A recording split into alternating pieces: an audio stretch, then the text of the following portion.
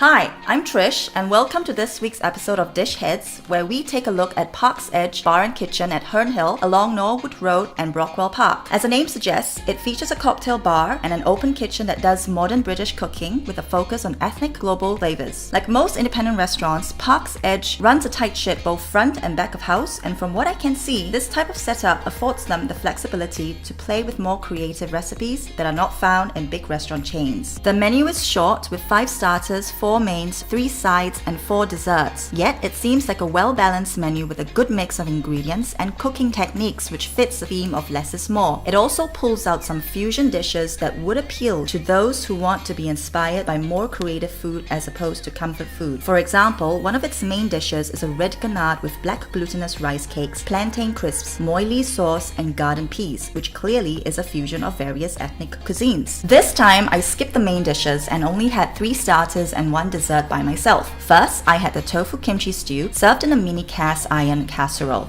Sous chef Matt Carrizales from Park's Edge joins us today to tell us more about the menu. Hi, Matt. Hi, Trish. Matt, what inspired you to make this dish? Well, basically, it's a pretty nice vegetarian starter. Vegans can also have it because we don't use the sort of shrimps that most people use in their kimchis. So it's a nice little option that's accessible to everyone. It's very nice texturally because you've got crunchy kimchi at the bottom of the cast iron. You've got the nice soft tofu that we basically just reheat under the grill. So the top goes kind of crunchy-ish, and then the inside's just like a soft custard. Then basically the broth, the stew element of it, is just blended up kimchi with a dried mushroom stock. Next, I had the Hispi cabbage with mussels, brown shrimps, wild garlic, and cider. Despite it not being a vegetarian option, I must say this really suits the current trend of putting vegetables on the center of the plate and giving it so much flavor that it becomes a fine dish in its own right. Matt, tell us more about this dish. Basically, this dish was born through just really enjoying the flavor of grilled cabbage.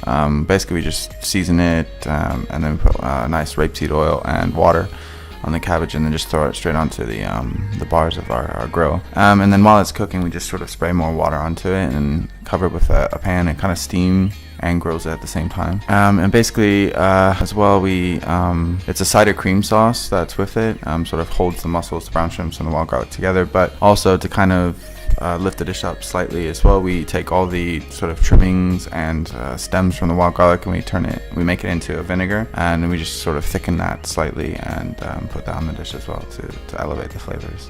My third starter was a Caribbean-inspired dish with grilled squid in a jerk glaze, black beans, sweet potato, and pineapple chunks. I thought it looked great on a plate, and the pieces were small enough for me to take a bit of everything in each bite. Yeah, I think it's a great inspired dish. We basically tried to make it with octopus first, and it kind of really didn't fit the dish. So we braised the squid down in a jerk sort of liquor, and then we make a sugar-based jerk glaze, which we based onto the squid on the grill. Yakitori style, and it also comes with a squid ink and rice cracker, and the pineapple chunks also. The pineapple basically gets roasted whole on the grill as well. Kind of really cuts down the acidity and brings forth the sweetness of the pineapple. 4 out of 5 desserts were fruit-based, which I thought complements the overall fresh and fragrant savory menu very well. And I just want to say that the dark chocolate, pecan and stout parfait with sea salt fudge sounds familiar to me, like a concoction that I've had in the form of a craft beer, which also shows the breadth of knowledge coming from the chefs. Now, it was a tough choice, but in the end, I went for the grapefruit option because I was intrigued by the use of black pepper and tarragon in a dessert. So the grapefruit's actually quite an interesting